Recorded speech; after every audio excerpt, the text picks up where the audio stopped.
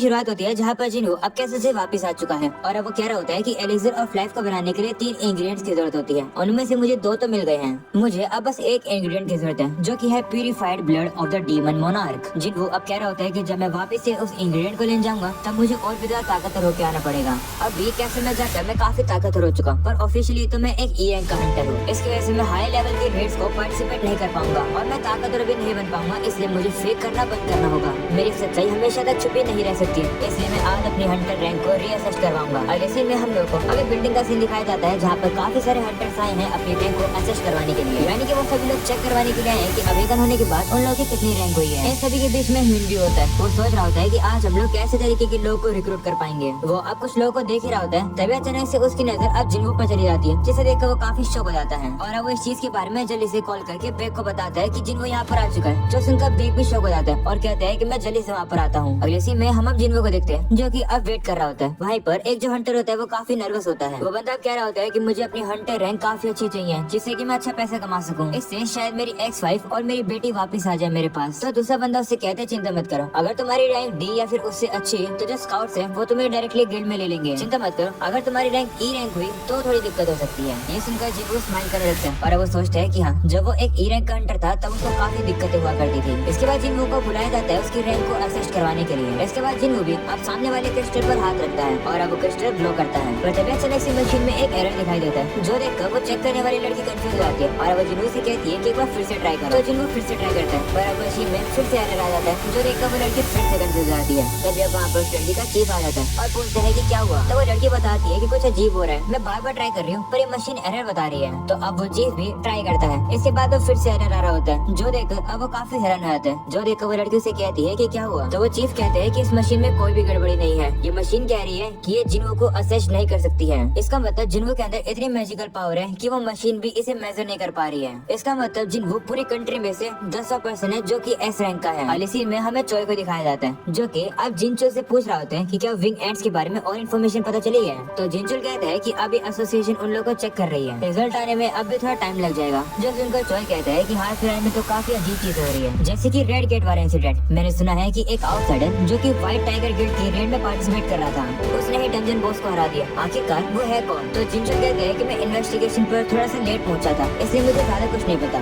जो सुनकर चोय थोड़ा सा उदास हो जाता है। इसके बाद वो कहता है कि लगता है कि लॉबी में कुछ हो रहा है। तो जिनचुल भी कहते हैं हाँ, शायद से कोई हंटर अवेकन हुआ होगा, वही इतना ज्यादा फेमस हो रहा होगा, मैं जाकर उसे चेक करता हूँ। जो सुनकर चोय कहता है कि मैं भी चलता हूँ, मैं भी देखना चाहता हूँ कि आखिर वो इतना पॉपुलर क्यों हो रहा है। इसके बाद वो लोग यहाँ पर आ रहे होते हैं। अगले सीन में हम लोग को बाकी के हंटर्स को दिखाया जाता है जिन्हें भी अब पता चल जाता है कि जिन्हो एक एस रैंक का हंटर है। वो सभी लोग भी जानकर काफी ज्यादा हैरान हो जाते हैं। वहीं पर वो जो चीफ होता है वो जिन्हो से कह रहा होता है कि अभी हमारे पास प्रॉपर इक्विपमेंट्स नहीं है तुम्हें रीअसेस्ट करने के, 3 दिन बाद इक्विपमेंट्स आ जाएंगे तो प्लीज तब आ जाना चेक करवाने के लिए। तो जिन्हो भी कहता है ठीक है। दूसरी तरफ ये सब कुछ ह्यून भी दिख रहा था। वो कहता है कि मैनेजर आहान बिल्कुल सही कह रहे थे, मुझे इनके बारे में उन्हें जल्दी बताना होगा। इसके बाद अब चीफ जिन्हो से कह रहा होता है कि जब तुम्हारी रैंक रीअसेस्ड हो जाएगी तब तुम्हारा लाइसेंस भी अपडेट कर दिया जाएगा। तभी अचानक से जिन्हो को एक पावरफुल प्रेजेंस फील होती है। इसके बाद वो साइड में देखता है और वो देखता है कि वहाँ पर तो चोय आ चुका है जो कि हंटर गिल्ड का हेड है। उसे देखकर जिन्हो अब सोचता है कि तो वही पर्सन है जो कि फायर मैजिक का गॉड कहा जाता है, जिसे इससे लोग अल्टीमेट वेपन भी बुलाते हैं। वहीं पर चोय भी अब जिन्हो को देख लेता है और कहता है कि अब समझ आए कि आखिर आप पे इतनी भीड़ क्यों हो रही है। वो भी अब जिन्हो की पावर को फील कर पा रहा होता है। इसके बाद वो जिन्हो को अपना इंट्रोडक्शन देता है। वो उसे कहते हैं कि क्या तुमने कोई गिल्ड को ज्वाइन करने का डिसाइड किया, अगर तुम फ्री हो तो मुझसे बात करना चाहोगे। मैं जिन्हो उसे इग्नोर करके कहता है कि मैं बिजी हूँ, ऐसा बोलकर वो हंस दिला जाता है। जो देखकर चोय और बाकी सभी लोग काफी ज्यादा हैरान आते हैं कि जिन्हो ने उससे बात करने से मना कर दिया। चोय अब जिनचू से पूछता है कि मैंने जिन्हो को अपना इंट्रोडक्शन तो दिया था, जिस पर वो कहते हैं हाँ तुमने इंट्रोडक्शन तो दिया था पर फिर भी उसने तुम्हें मना कर दिया। वहीं जिनचुल भी थोड़ा सा शौक होता है। वो मन में कह रहा होता है कि जिन्हो तो इसका मतलब है कि ये सच है। वो लोग अब ये देखकर भी काफी ज्यादा शौक हो जाते हैं कि जिन्हो अब यहाँ से बिल्कुल गायब भी हो चुका है। तभी हम देखते हैं कि वहाँ पर अब बेग पहुंच जाता है पर वो थोड़ा सा लेट हो चुका है। उसे देखकर चोय अब शौक हो जाता है पर वो समझ जाता है कि बेग यहाँ पर क्यों आया है। चोय भी अब समझ जाता है कि इसके सामने जो बंदा था वो जिन्हो था और ये वही बंदा होगा जिसने रेड गेट को भी क्लियर किया था। इसके बाद बेग भी अब चोय को देखकर हैरान हो जाता है। वहीं पर चोय तो उसे इग्नोर करके वहाँ से चला जाता है। जो देखकर बेग भी समझ आता है कि चोय को अब जिन्हो के बारे में पता चल गया है, ये तो दिक्कत हो गई है। इसी में हम लोग अब जिन्हो को देखते हैं जो अपने मॉम के पास होता है और वो सोच रहा होता है कि बिल्कुल ऐसे लग रहा है कि मेरी मॉम कभी भी उठ जाएगी, पर अब वो कहता है कि मॉम थोड़ा सा वेट कर लो। इसके बाद जिन्हो जैसे बाहर आता है वो देखते हैं कि वहाँ पर जिनचुल खड़ा था। वो कहता है कि लगता है कि इतने समय से मेरी यहाँ धोखा खा रही थी। सर्वेलेंस टीम का काम होता है हंटर्स पर नजर रखना और जो लोगों को ब्रेक करे उन्हें पनिश करना।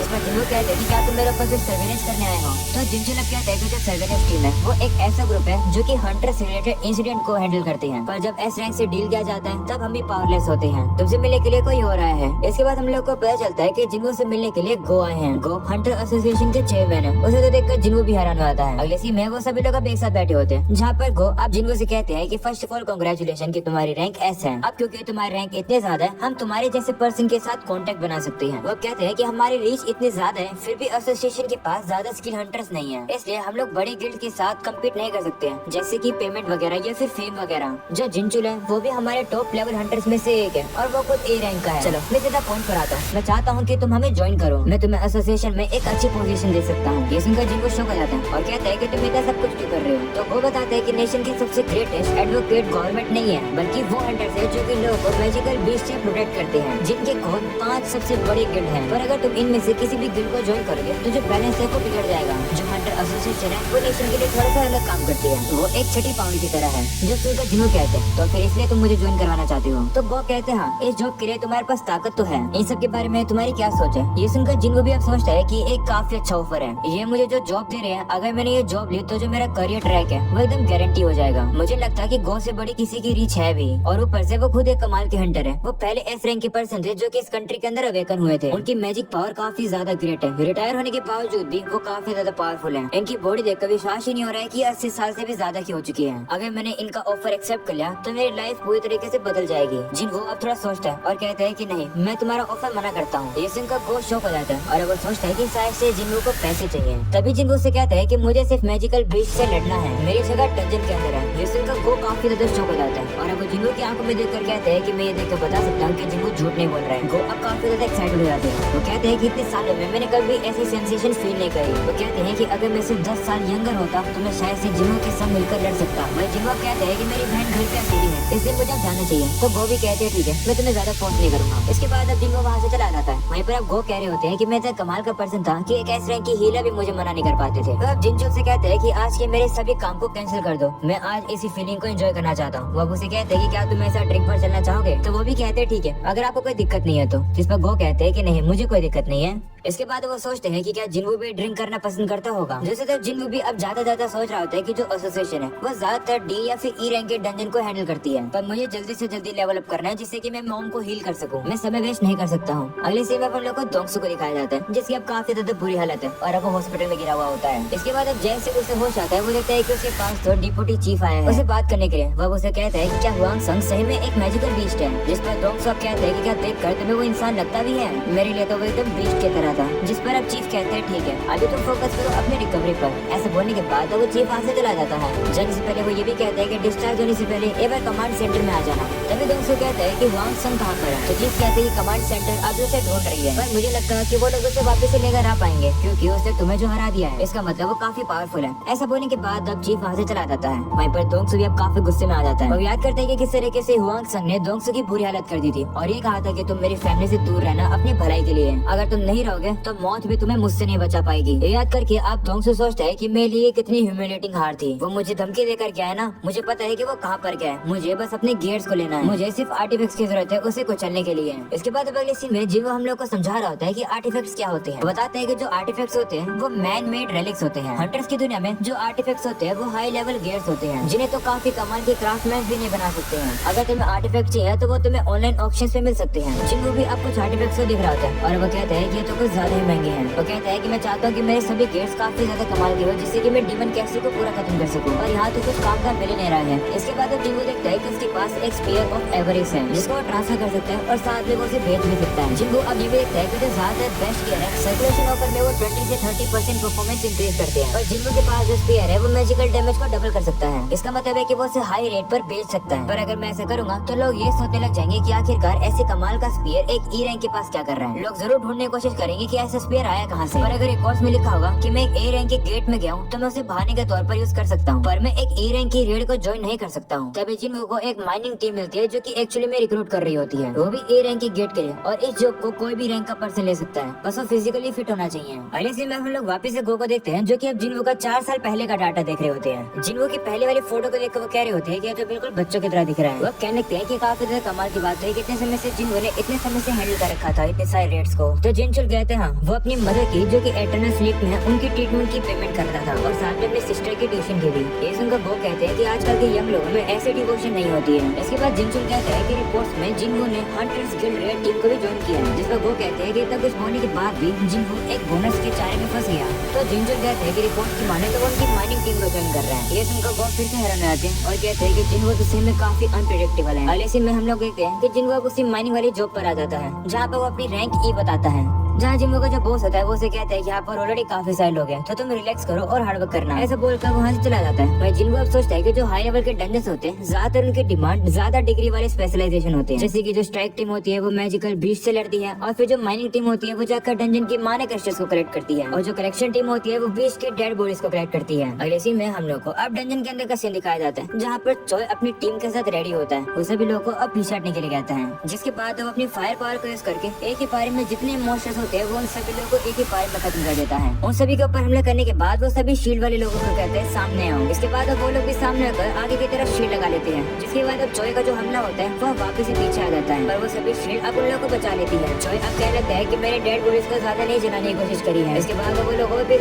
आगे बढ़ते हैं तो अब चाहे से कह रहा होता है कि तुम्हारी जो नोज है वो काफी सेंसिटिव है, इसलिए कोशिश करना कि तुम स्मेल कम करो। तो चाहे भी अपनी नाक को ढक रही होती है। अगले सीन में हम लोग अब देखते हैं कि वो लोग अपना काम करके बाहर आ जाते हैं। वो देखकर जिनवू भी कहते हैं कि इन लोगों ने डंजन बॉस के अलावा बाकी सभी मॉन्स्टर्स को इतनी जल्दी हरा दिया। वो अब चॉय को देखकर कह रहा होता है कि मैं कल उसे देखकर सेंस तो कर पा रहा था कि वो ताकतवर है, पर गेट से तो सभी लोग बिना चोट खाए बाहर आ रहे हैं। इसका मतलब है कि चॉय तो सही में पावरफुल है। इसके बाद अब जिनवू को वहाँ से बाहर आते हुए चाहे भी दिखाई देती है। उसे देखकर वो कहता है कि ये तो चाहे है जो कि हंटर गिल्ड की वाइस गिल्ड मास्टर है और वो इस कंट्री की 9th S रैंक की हंटर है। ये काफी कमाल की है, इसका ऑरा कुछ ज्यादा ही अलग है, ऐसा काफी कम लोग का होता है। तभी चाहे भी अब जिनवू को नोटिस कर लेती है और अब वो साइड में देखती है पर जिनवू तो वहाँ से जा चुका था। चाहे भी अब कहने लगती है कि मुझे लगा कि अभी भी मैंने चेयरमैन गो को नोटिस करा, शायद से मैं बस इमेजिन कर रही हूँ। ऐसा बोलने के बाद वो चीख मार के वहाँ से चली जाती है। वहीं जिनवू थोड़ा साइड में हट गया था, वो भी अब देखता है कि चाहे ने उसे नोटिस कर लिया था। ये देखकर वो कहता है कि जितना मैंने सोचा था चाहे तो उससे भी ज्यादा शार्प निकले। इसके बाद हम देखते हैं कि जिनवू की टीम यानी कि माइनिंग टीम और कलेक्शन टीम अब अंदर चली जाती है गेट के अंदर अपना काम करने के लिए। वहाँ सभी लोग अपना काम कर रहे होते हैं जिससे तब जिनवू अब सामने की तरफ देखता है और कहते हैं कि यहाँ से तो एक काफी पावरफुल सिग्नल आ रहा है। लगता है कि इस डंजन का बॉस सामने है। डीमन बॉस के अंदर जो वल्कन और मैटिस था देखकर पता लग रहा है कि इससे भी ज्यादा ताकतवर हो गई है। जिनवू अब एक्साइटेड हो जाता है और कहते हैं कि मैं इस बॉस से लड़ना चाहूंगा, पर तभी जिनवू सुनता है कि कुछ लोग अब उसकी रैंक का मजाक उड़ा रहे होते हैं। ये देखकर जिनवू भी सोचता है कि मैं जहाँ भी चले जाऊँ ई रैंक को वैसे ही ट्रीट किया जाता है। ऐसा बोलने के बाद जिनवू आगे चल रहा होता है तभी एक बंदे से वो टक्कर खा जाता है, जो देखकर वो बंदा भी गुस्से में आ जाता है और कहता है जरा देखकर चलो। जो सुनकर जिनवू उसे गुस्से में देखता है, जो देखकर वो बंदा भी डर जाता है और जिनवू को जगह दे देता है। इसके बाद जिनवू वहाँ से जाने लगता है। वहीं पर वो बंदा शौक कर कहता है कि क्या ये बंदा सही में ई रैंक का है। और इसी में हम देखते हैं कि जिनवू अब अपनी मसल सभी को दिखाता हुआ वहाँ पर माइनिंग कर रहा होता है, जो देखकर सभी लोग हैरान हो जाते हैं और कह रहे होते हैं कि क्या ये सही में ई रैंक का है,